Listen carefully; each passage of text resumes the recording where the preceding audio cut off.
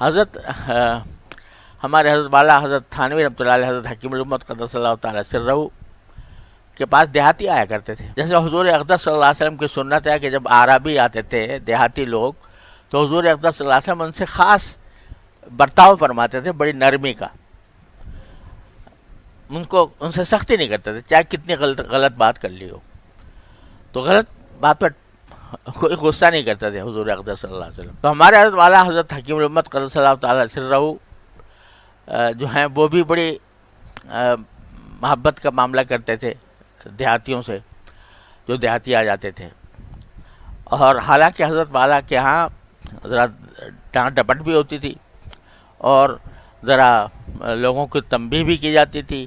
اچھے اچھے خاصے علماء کو بھی حضرت والا کے بھی ڈانٹ دیتے تھے، مگر ان کو نہیں ڈانٹے تھے، عرابیوں کو، دیہاتیوں کو. تو خیر ایک مثلا دیہاتی آیا تو تربوز لے کے آیا، بہت اونچا، بہت بڑا تربوز لے کے آیا. حضرت اس وقت حوض پہ وضو کر رہے تھے تو کہا مولوی تیرے واسطے لایا یہ تربوز، تو کہاں رکھوں اس کو، کہاں دھروں؟ تو حضرت نے فرمایا میرے سر پہ دھر دے.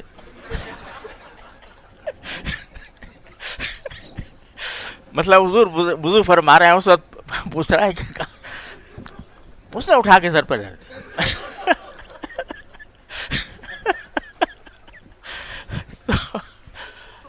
تو اب لوگ جو دیکھ رہے ہیں تو حضرت یہ کیا کہ بھائی غلطی تو میری ہے، میں نے کہا تھا سر پہ دھر دے، دھر دیا سر پہ.